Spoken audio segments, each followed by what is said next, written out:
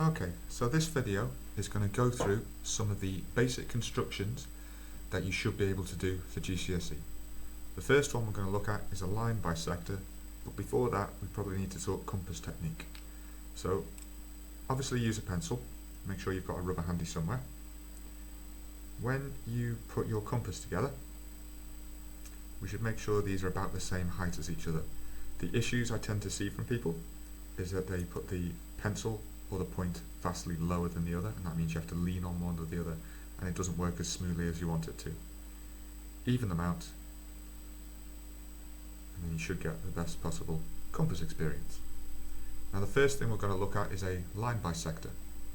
Line bisector means to cut a line into two parts. Bi is two, and sect is cut, and or is just there hanging out, having fun. So our instructions are that we have to set the compass to more than half the width of the line, we need to draw an arc from each end, and we need to join the crossing points. So the first one we could try over here. I'm going to put my compass on one end, I'm going to stretch it to more than half the width of the line, and then I'm going to turn it and draw what we call an arc. Now I will point out, when I'm drawing that arc, I am not putting any weight at all on the pencil. I am using the pointy bit to put all of my weight on. This means that the pencil is not going to move when you're doing it, and again that's another issue that people have. So again, draw another arc the same width from the other side, and you'll have these two crossing points. Now what we've just drawn there are called construction lines. Construction lines are very important in construction questions, hence the name, and you shouldn't rub them out to make it look neat. The whole point of a construction question should be that it looks absolutely awful when you're done. So you see there were 2 points where they crossed over each other there. We're going to join those two crossing points up, and what we've drawn is a bisector that cuts the line exactly in two at a right angle. We can sort of measure that to sort of confirm. On this side of the line we have about 3.7, and on the other side of the line we also have 3.7. I might look a little bit upside down to you. That's the situation we're in. Okay, going to do a couple more line bisectors, but I'd encourage you to have a go. Obviously there's a page of them for you to fill in. So again, make sure that's more than half the width. Draw my arc, and don't make it much more than half, because then these arcs become massively spaced out. Draw another arc, and then join up those 2 points. Bisector. Cool. Okay, let's just do one more. So for this line here, again I want to be more than half the width, but not a lot more. No weight on the actual pencil or on the compass.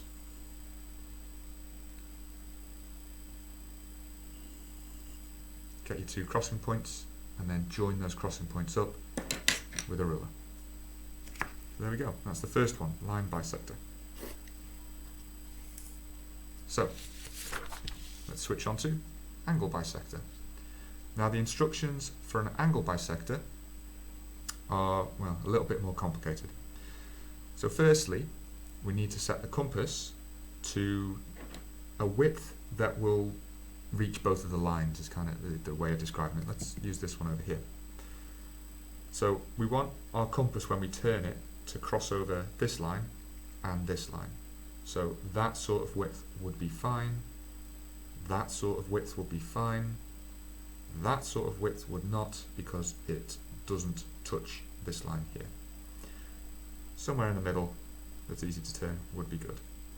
Let's go with that width.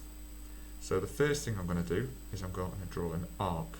Okay, so if we're writing our instructions here, we can say step 1, we want to draw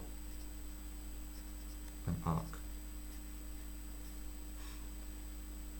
Now that will cross over your lines at 2 points. It will cross over here and it will cross over here. Let's call them A and B. What we want to draw now is 2 more arcs from A and B. So we want 2 arcs, sorry for the speed of this, but I am writing upside down, from A and B. So we'll take our compass, we'll put it on A, and the width of this doesn't really matter. You can use the same width as before. You want it to cross over in this sort of region. So draw an arc from A, a little bit faint but should be able to see it, and I'm going to draw an arc from B as well. And if I've done that right, those two arcs will cross over each other. That's the point that they cross over. Again, might be difficult to see. So we're going to then, once we've drawn our two arcs from A and B, once we've seen where they cross over, we're going to need to join the start of the angle to that point. And we have split that angle exactly in two. There are even amounts on each side. So our third step, what shall we say, is that we want to join the crossing point.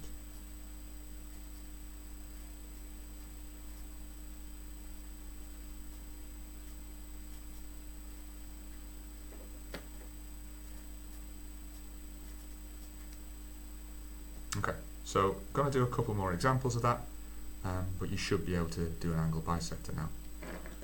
Let's look at this one here. Again, I'm going to set my compass to to a width that will touch both lines, so that'll do fine.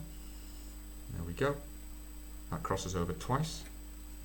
Again, we could call those A and B if we wanted. We're then going to draw an arc from A and an arc from B, and they'll cross over at some point. And then we just need to connect with a straight line from our centre through that crossing point, and we split that angle in two. Let's do one more. Let's do this one here. Maybe this one here actually, because it'd be good to look at an angle that isn't acute. Same method applies.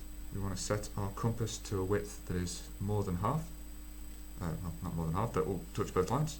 There we go. A little bit harder to see that one. So we've got a point here and a point here. I'm then going to set the compass from those points. Now I'm going to need to extend this a little bit so they meet in the middle. So let's go a little bit wider. We can have the first one there, and our second one there, and they cross over here. So we can join those all together. We can get our bisected angle. This angle is the same as this angle. So that's the angle bisector. Now, let's look at triangle sketching. So for triangle sketching, you're allowed to use a ruler. You're allowed to measure things, but you're not allowed to measure angles. Now we'll do maybe the 3, 4, 5 and maybe the 4, 5, 8 as an example. So our first step is going to be to set our compass, well actually to draw a line that is the biggest width. Okay, so 5 is the biggest width. I'm going to set my ruler to 5. Doesn't really make sense in a sentence, but there we go. I'm going to draw a line that's 5 centimeters long. Then I'm going to take my compass, I'm going to take my ruler, and I'm going to set the ruler, or the compass rather, to be one of the other lengths. So I'm going to set it to be 4 in this case. Yeah? So I'm going to draw that arc, that 4 arc, from one side of my line. Okay. Then I'm going to set it equal to the other length that I want, which is 3. So make it a little bit smaller, and I'm going to draw an arc from, I'm shrouded in shadow here, I'm going to draw an arc from the other side. And if we do that, they'll cross over at this point. Now that point represents the point that is 4 centimeters away from here, 3 centimeters away from here, and so it's the only point that I could draw this triangle that would make sense and give you a 3, 4, 5. Label your sides, and you should probably measure them, to be honest, just to be sure. So if I look closely here, that's like, yeah, that's a pretty good 3. That one's maybe 3.9, but you're allowed a little bit of leeway. Yeah, that one's 5. I'll take it. That's a good triangle. Okay, so if we were trying to explain the steps we just did there, we want to, and we'll join them up.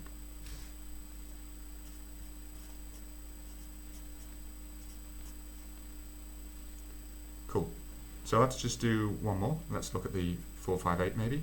We'll start with the 8. So we want to draw a line that is 8 centimeters long. Let's draw it down here this time.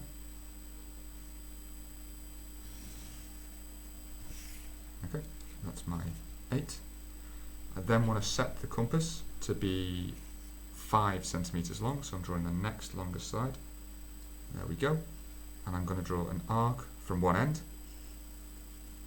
There we go.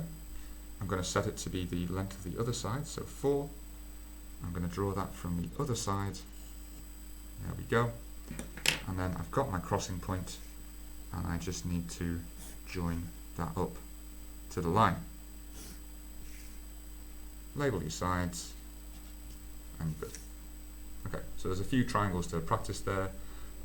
We should get, I think the first one's a right angle, and then we've got an isosceles here, we've got an equilateral, and that one should be a right angle as well. But, last thing to do, perpendicular to a point. Now this means that we want to draw a perpendicular, which is a right angle, and we want to go through the point that is next to the line. So it's not going to be a bisector, it's not going to cut that line in two. Now the process for this is exactly the same as what we were doing when we were drawing our line bisectors. We're going to start, though, with one extra step, which is that we're going to draw an arc from this point. So let's pick one where it's on the line first. Let's pick this one here. I want to draw a full circle around that, basically, that crosses the line twice. Really important that it crosses it twice, so I'd need to set it at least this width. Couldn't be any wider than that. So I'll do that, and you can draw the entire arc. You can go like the circle all the way around. But what I'm really interested in is those 2 points where it crosses. So I'm interested in this point here and this point here. I'll mark those on. So that's my one interesting point, that's my other interesting point. Now what we're going to do is bisect between here and here. We're going to like ignore the rest of the line. So remember how we bisect, we set the compass to more than half the width of the line. So let's go slightly beyond that dot, that'll be more than half the width. Draw an arc from one end, draw an arc from the other end, and then those two should cross over each other twice. We can see that they do, here and here. And if we join those 3 points up, they should give us a line that goes through the point that we wanted it to go through and goes through it at right angles. Get a lovely little cross situation. So as far as steps go there, they're pretty minimal, I think. We would say along the lines of that we need to draw an arc around the point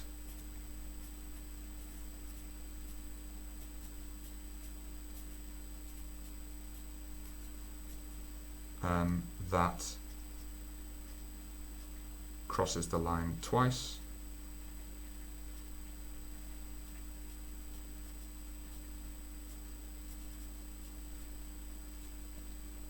okay, and then our second step is simply that we need to do the bisector. So I'm literally going to write that in. Cool. So let's do an example where we're not on the line. Let's do this one over here. In fact, maybe this one would be a bit easier to see. So again, we need to draw an arc around that point that crosses the line twice. So yeah, that should be a good enough width for me. You can see it. So I'm going to draw it here and here. And I'll get that it crosses over the line twice. It crosses over here and here. Okay. What's my second step? I need to do a bisector between those 2 points. So I need to set my compass to be more than half the width of that line, which it already is, which is good. I'll draw an arrow from an arc from there, an arc from there, and it's got 2 crossing points, one of which is the point I'm already after, which is lucky. And I'm going to join those two together, and that'll give me a perpendicular bisector that goes through this point that I wanted it to go through. Okay, so those are the 4 basic constructions. You should now be able to give them a go.